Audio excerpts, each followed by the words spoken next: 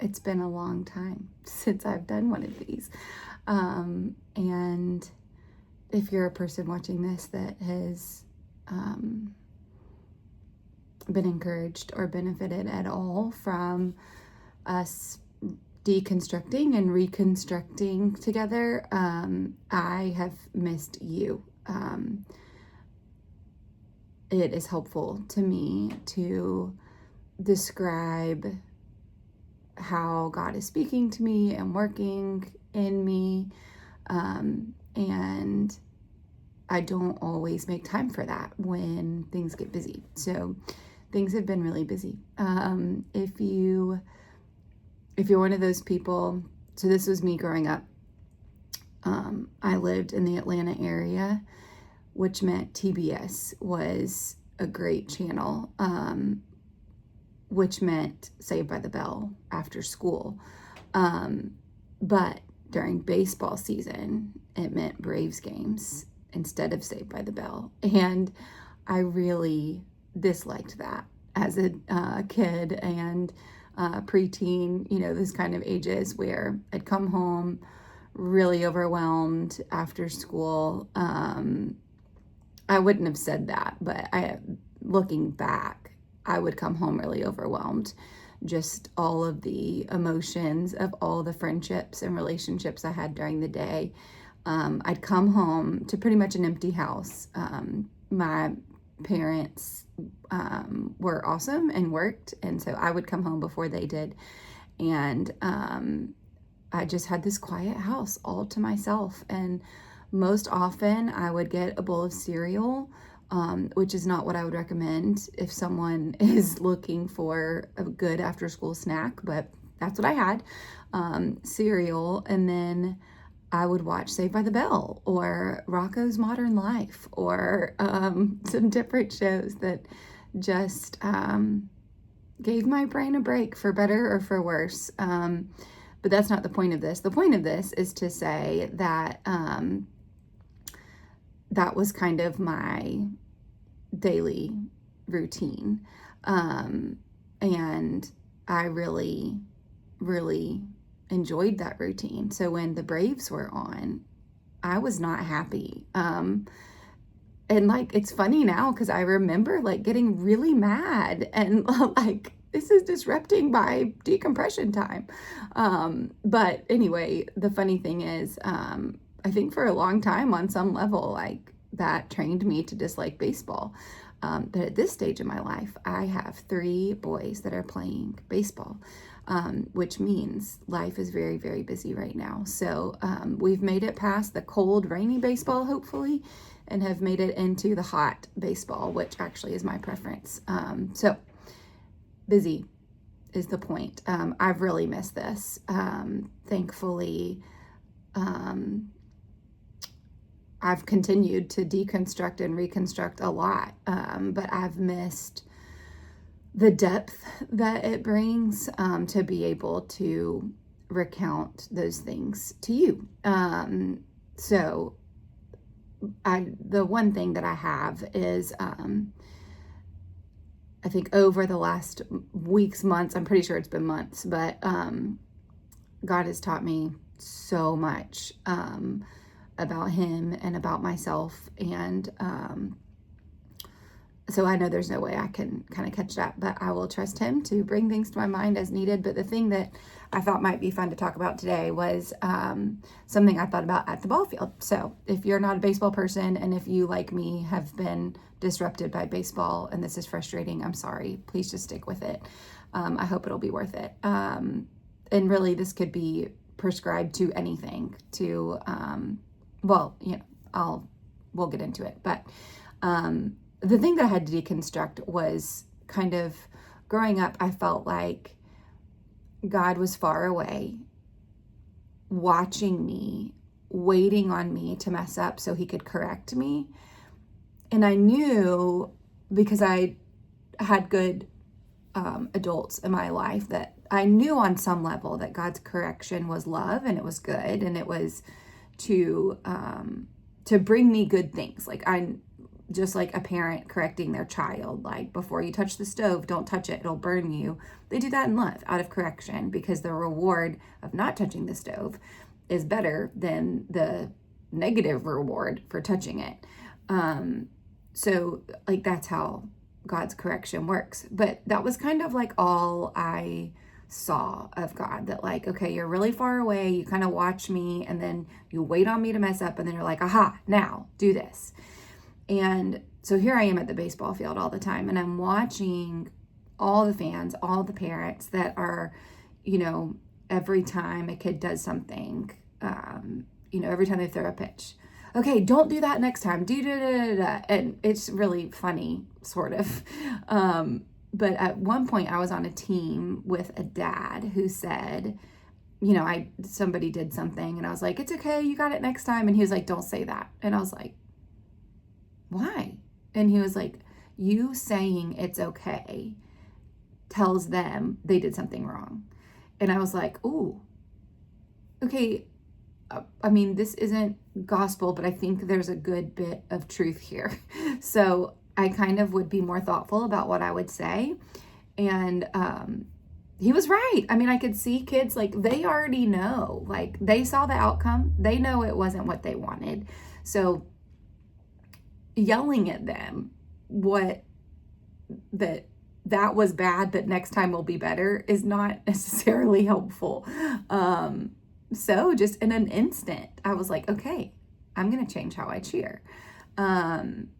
So I'm kind of like listening and watching to like the corrective yells, some of the like not godly at all, like really harsh yells, and then some encouragement. And it just hit me one day in the car, because we're often in the car now. I just feel like God was like, Lainey, that's what I do for you. Like, when you are on the field of life, I am cheering for you.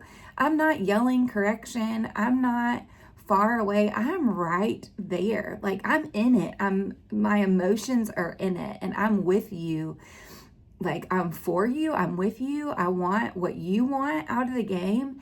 And I'm just happy to be there and be a part of it. And I am cheering for you. And I am encouraging every good, faithful step. I am screaming.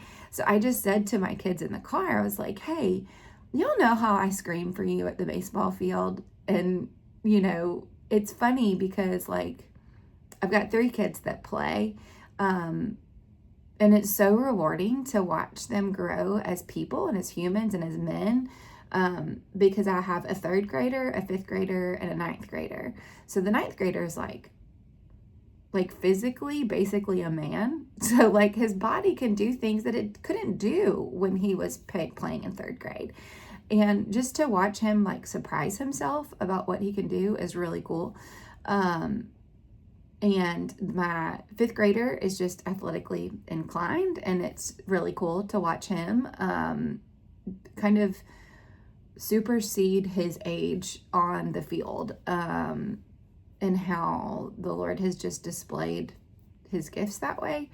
And then my 3rd grader, it's so cool to watch him like learn the basics, like, so when I'm cheering for them, it's very different, because my 3rd grader, so if you're not a baseball person, I'm sorry, I'll try to explain. Like, a prep step is what would be like you're getting yourself ready. So in baseball, if you don't like baseball, it might not surprise you that it can be long and boring if your mind isn't in it. So for a 3rd grader to stay in right field and like keep paying attention is difficult. So to him, I'm yelling things like, way to go, way to keep moving, way to keep your head in it. I can tell you're focused. That's awesome. Keep going. Which I am not yelling to my 9th grader, which would be horrifically embarrassing to him. But then I'm just kind of like screaming, like, yeah, way to go. Because he's really just doing it at this point, and I'm just cheering him on. I'm just championing him. And the 5th grader, like, he's so dialed in, like, he really wants, like, detailed encouragement. Like, hey, I saw that look. Way to notice that. Like, he notices things on the field that other people don't notice. And because he's mine and I'm staring at him, I noticed that he noticed. So kind of that like lower, deeper level stuff. But it's so cool because number one, like that's how God cheers for us. He's not cheering me into the next level or like telling me it's okay, you'll do better next time. What he's telling me is like, you are right on, right where you are. And it's so fun to watch you. And it's so cool to notice the things that maybe nobody else does because I'm your dad and I care about you. I care about the game, I care about the team, but I care about you more than all of that and your role in this and how you function in this. But I was telling my kids, I was like, how I cheer for you at the ball field is how I'm cheering for you in my heart all the time. I would love to be able to just holler and scream when I see you go over to the kid at the playground who doesn't have anybody to play with and take them over to your friends and say, hey, here's my new friend. Let's play with them. And when your friends kind of turn away and don't, and you stay with that person, like in my heart, I'm like, yeah, let's go. Great job. I see what you're doing. I noticed that. And I'm just so inspired by the love that's pouring out of you. But that's not appropriate, right? Like it's not appropriate for me to yell and scream, but I want you to remember what I hear sounds like, to hear me yell and scream on the field. Because when you do those things and the enemy might whisper, like, nobody even notices, nobody even cares. I want you to hear me screaming. Way to go. I see you. And I think like by learning my voice, when they get to the point to understand God more, I hope that they will know that he's not waiting on you to screw up. He's watching everything, screaming encouragement at you. And then when you do screw up, he's just waiting with open arms and a whisper of, I've got it. I've got it. I'm not going to say it's okay to do better. I'm going to say, I've got it. It's paid for. It's done. Leave it there. And let's come into this new thing together. And so for me, it was good because the Lord was like, okay, so how do you hear from me? Like, they know your voice. How do you know my voice? And it just hit me like all throughout scripture, it says to read the word of the Lord every day. It doesn't say often or like pretty often or once a week or as much as you can or like whatever. It says every day. Now, it doesn't say sit down for 30 minutes or an hour or whatever. It says to like meditate on, study, read, like whatever, to be in proximity with and experience his word. So that can happen a million ways. I'm not even going to give you a list because the Holy Spirit will give you a better one. But for me, that's a bunch of different ways. But there are days that I get to the end of the day and realize I woke up to something like I didn't, like when I woke up, there was already something begging for my attention and I addressed it and then I just moved on and I never intersected the word of the Lord all day. And in his grace and mercy right now in my life, he's revealing that to me and I'm able to say, I see, I want you more than anything. So give me you. And he does. And I think the lie to deconstruct is that there's shame or correction or guilt in that. That's a lie. I think when we turn back, he's just like, welcome back. I've missed you. Now what are we going to talk about? And if there's any belief that that's not how he is, it's not of him. So I think for me, it's been returning to his word for in a variety of ways and times and shapes and places and whatever, but like returning to places and spaces that fill me with him, instead of lies of the enemy or my own thoughts. Just asking him to please give me the mind of Christ, as he says in his word that he will do, and to tell me what he wants me to know. And that's when he speaks to me at the ball field or on a walk or whatever or wherever. But that regular daily time reminding myself what he sounds like and what his personality is how that works in my life. I don't know if that makes any sense, but I will say, for me, in God's grace, I will say, like, if you feel like 5 minutes with God feels like too much, this is not for you. If you feel like 5 minutes with God is too much, then give him 1 or give him 3. And he will multiply that in your life and in your heart as if you are studying all day, every day. But if you are spending time with God and you still feel pulled throughout the day, or like, I still don't really understand him or whatever, then I think my challenge to you would be to stop studying and start listening. Draw near, be still, draw near. That's it. In Jeremiah, I read Jeremiah and Daniel. I don't know which one it comes from. It doesn't really matter. But in one of them, it says that, like, God told his people to obey and then walk with the Lord, or obey, and then I will be your God and you will be my people, and walk with me and it will be well with you. So this was during the time of, like, sacrifices and different structures and systems and things like that before Jesus, where, like, there was a penalty for sin and there were things that had to be done. But even in that time, he didn't say anything about that. And I think it's Jeremiah, he specifically says, like, when I delivered your fathers, I didn't talk to them about sacrifice. I didn't talk to them about all what they would have to do. What I said was, just obey.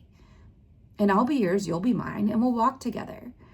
And if we're spending all of our time studying but not obeying, then we're still using the old sacrifice system that we don't need to use anymore.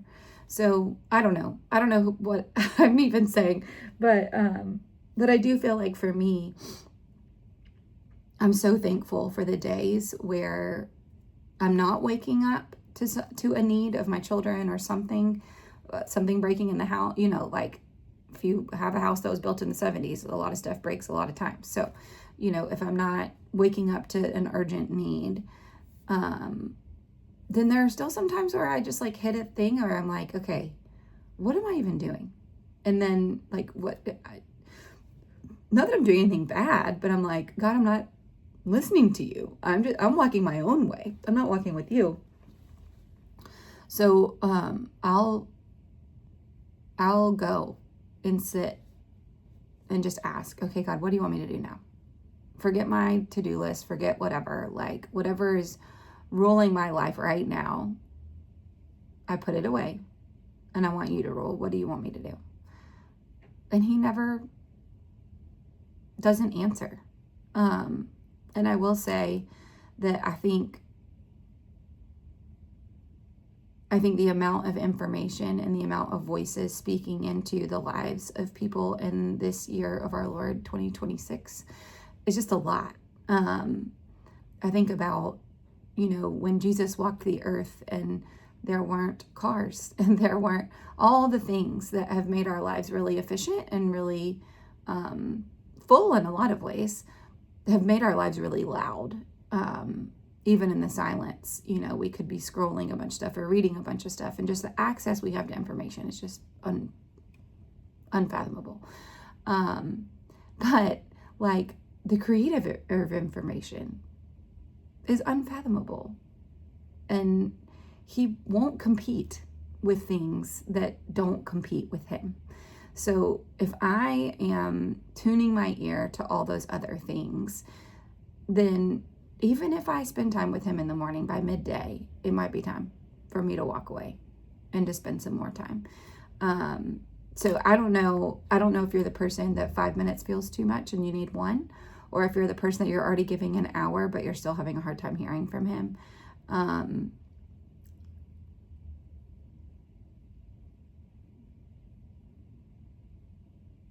There's not a formula or a prescription or an A plus B equals C, but D plus E equals F. God knows you like his kid on the field, and he's cheering for you. And whether you hear him or not has no bearing on whether or not he's doing it.